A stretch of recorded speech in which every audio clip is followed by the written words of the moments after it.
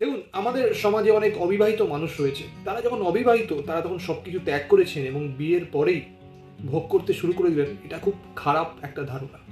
দিলীপ ঘোষ যখন অবিবাহিত ছিলেন তখন একরকম ছিলেন, বিয়ের পর বদলে গিয়েছেন, ভোগী হয়ে গিয়েছেন।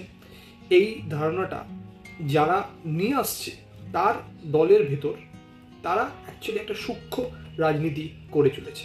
তবে এটাও মানতে হবে, দিলীপ ঘোষ দীঘাতে জগন্নাথ ধাম দর্শন করতে গিয়ে মুখ্যমন্ত্রী মমতা বন্দ্যোপাধ্যায়ের পাশে সস্ত্রীক বসে প্রচলিত রাজনীতির ধারণাটাকে কিন্তু ভেঙে দিয়েছে। দিলীপ বাবু মমতা বিরোধী হিসেবে মমতার সঙ্গে বসে সৌজন্যতার বার্তা দেননি, অন্যরকম একটা রাজনৈতিক বার্তা দিতে চেয়েছিলেন।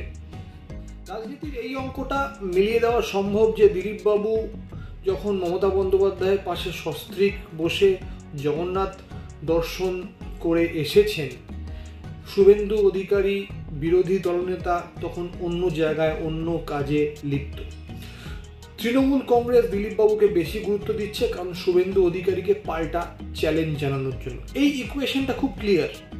কিন্তু উল্টো দিক থেকে যদি ভাবেন, শুভেন্দু অধিকারীকে একটু চাপে রাখার জন্য দিলীপবাবু মমতা বন্দ্যোপাধ্যায়ের পাশে গিয়ে বসেছেন, এইরকম চিন্তা কি আপনাদের মাথায় কখনো এসছে?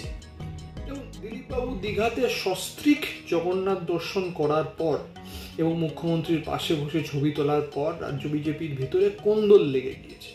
এক একজন নেতা এক এক রকম মন্তব্য করেছে। হঠাৎ করে দিলীপবাবু রাজ্য বিজেপির কাছে অনেক বড় ভিলেন হয়ে গিয়েছেন।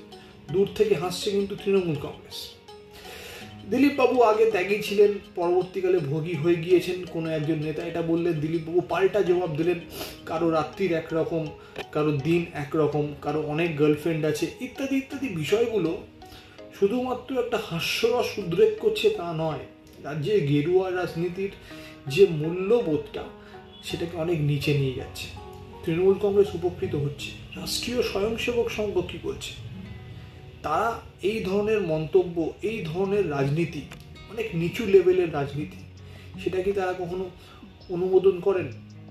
অনেকে বলেছেন রাষ্ট্রীয় স্বয়ংসেবক সংঘ নাকি দিলীপবাবুর বিয়েতেই অনুমোদন করেননি। শোনা কথা, আমার মনে হয় না আইএসএস এই ধরনের সংগঠন কারো বৈবাহিক জীবনে বাধা দিতে যাবে। এটা শোনা গিয়ে যে রাজ্য বিজেপির ভেতর অনেকে দিলীপবাবুর বিয়ে নিয়ে আপত্তি করেছেন, এটাও অত্যন্ত হাস্যকর ঘটনা। কিন্তু দিলীপবাবুর বিয়ে এটা একটা সমান্তরাল রাজনীতি, তার সঙ্গে দিলীপবাবুর সস্ত্রীক মমতা বন্দ্যোপাধ্যায়ের পাশে বসে যাওয়া এটা আরেক ধরনের রাজনীতি। দুটো ক্ষেত্রেই কিন্তু